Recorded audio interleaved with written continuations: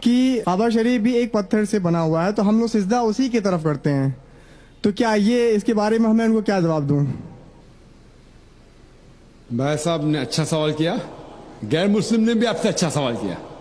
صحیح سوال ہے بھائی. اگر شرک اسلام میں حرام ہے تو آپ مسلمان جب نماز پڑھتے تو کعبہ کو سجدہ کیوں کرتے؟ سوال اچھا ہے.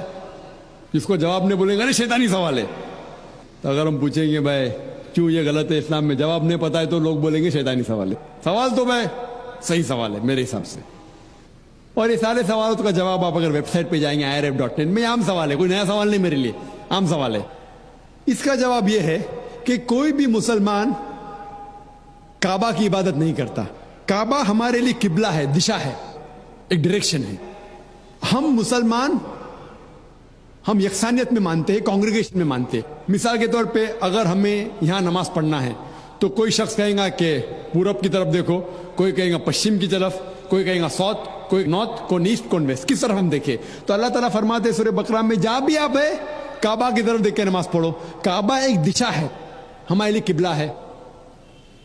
اور جب سب سے پہلے ساری دنیا کا نقشہ جو جغرافی ورلڈ میپ بنائی وہ مسلمانوں نے، الادریسی نے 1154 میں 1154 میں. اور جب مسلمان جغرافی ورلڈ میپ بناتے تھے تو ساؤتھ پول اوپر تھا اور نارتھ پول نیچے تھا اور کعبہ بیچ میں تھا. یہ ویسٹرنرز انگریز لوگ آئے اور میپ کو الٹا کیا، نارتھ پول اوپر ساؤتھ پول نیچے، بٹ پھر بھی الحمدللہ کعبہ سینٹر میں ہی ہے، بیچ میں ہی ہے. تو دنیا کے کوئی بھی حصے میں آپ ہے کعبہ کی طرف دیکھ کے آپ نماز پڑھو.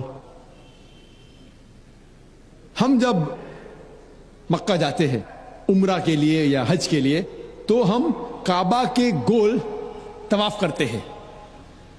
کعبہ کے گول طواف کرتے، سرکمامبولیٹ. کیوں کرتے؟ کیونکہ اللہ کا حکم ہے، اللہ کے رسول کا حکم میں کرتے ہیں. لیکن لاجیکلی سوچ سکتے ہیں کہ ہر دائرے کا، ہر سرکل کا ایک ہی سینٹر ہے، ایک ہی بیچ کا ایسا سینٹر ایک ہے. تو ہم جب طواف کرتے ہیں، گرد گھومتے ہیں، یہ تسلیم کر رہے ہیں کہ اللہ ایک ہے، اسی لیے ہم طواف کرتے ہیں.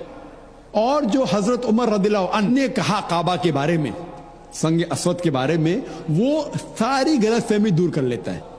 حضرت عمر رضی اللہ عنہ کہتے ہیں، صحیح بخاری میں ذکر ہے، ورم نمبر 2 کتاب الحج چیپٹر نمبر 56 حدیث نمبر 675 میں حضرت عمر فرماتے ہیں رضی اللہ عنہ کہ یہ سنگ اسود، یہ کالا پتھر، نہ میرے لیے کوئی اچھا کام کر سکتا ہے نہ برا، نہ میرے لیے برا ہے نہ میرے لیے اچھا ہے، کیونکہ میرے رسول نے اس کو چوما، اس لیے میں چوم رہا ہوں.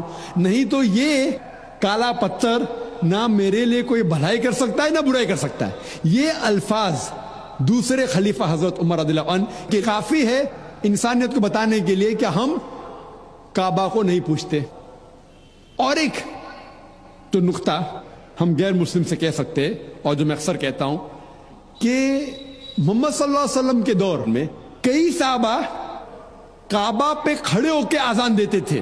میں یہ پوچھنا چاہتا ہوں، کوئی بھی بت کی عبادت کرنے والا جو بت کی عبادت کرتا ہے اس کے اوپر کبھی کھڑے نہیں رہیں گا.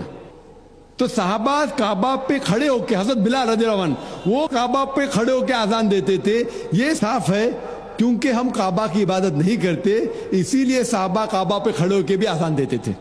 Hope that answers the question.